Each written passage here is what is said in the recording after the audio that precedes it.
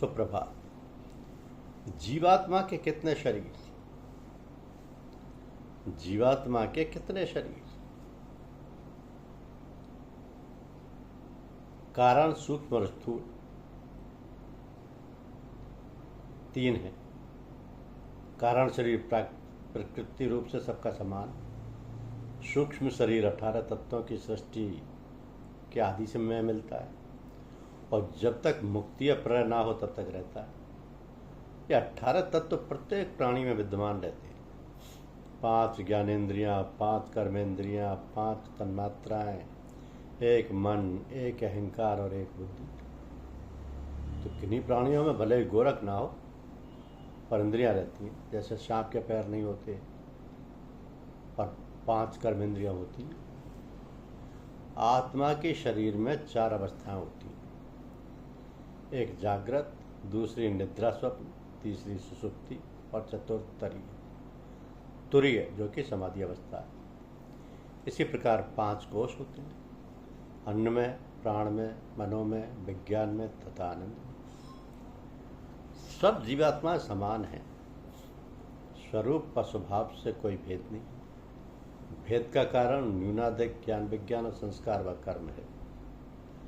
जीवात्मा में 24 प्रकार की शक्ति देखने, सुनने, विचारने और निर्णय लेने आदि की है।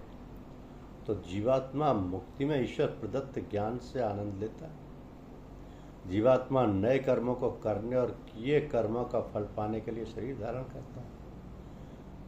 कब तक करता है? जब तक अविद्या रहती है। जन्म मरण का चक्र अविद्या के कारण है। ईश्वर के सानिध्य से अज्ञान समाप्त हो जाए तो आवागमन का चक्कर भी समाप्त। तो जीव की मुक्ति का बंधन क्या है? दुखों से छूट जाना मुक्ति है। जब जीवात्मा अज्ञानी होता है तो बद्ध हो जाता है और ज्ञानी होने पर मुक्त। जब प्रकृति से छूटता है तो दुख उत्पन्न नहीं होता, वो ईश्वर के सानिध्य में रहता है। जो व्यक्ति अपनी अविद्या के संस्कारों को दग्ध बीज भावों में पहुंचा देता है वह मुक्ति में पहुंचता है।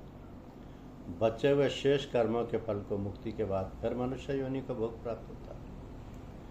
तो जीवात्मा अपनी इच्छा से शरीर को छोड़कर नहीं जा सकती। ईश्वर ने इस शरीर को जीवात्मा के साथ ऐसा बांध दिया है कि जब तक शरीर नष्ट भ्रष्ट ना हो जाए नहीं निकल सकती।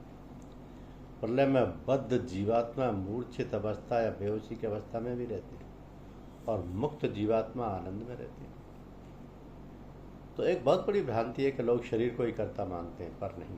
आत्मकर्ता और भोक्ता भी वही है, मन शरीर आदि नहीं। पर भोजन कौन खाता है? ना शरीर खाता है, ना केवल आत्मा खाता है। हम चाहे कितना ही खाएं, आत्मा तो उतना ही रहता है। केवल शरीर भी आत्मा के बिना नहीं खा सकता।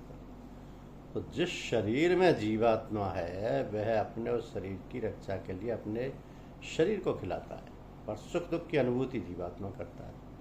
मृत्यु होने पर जीवात्मा शरीर के किसी भी हिस्से से निकल सकता है, उसके लिए कोई अवरोधक नहीं है, क्योंकि जीवात्मा बहुत ही सूक्ष्म है। जीवात्मा दूसरे के किए हुए कर्मों का फल नहीं भोगता है, लेकिन दूसरे के किए हुए कर्मों से सुख दुख भोगता है। इसका कारण वो है। सामर्थ्य गुणों से जीव और ईश्वर में समानता है और वैधर्म्य गुणों से दोनों में भेद भी है। जीव और ईश्वर में समानता है, दोनों नित्य निराकार, अपरिणामी, चेतन और निर्भय भी है। धन्यवाद।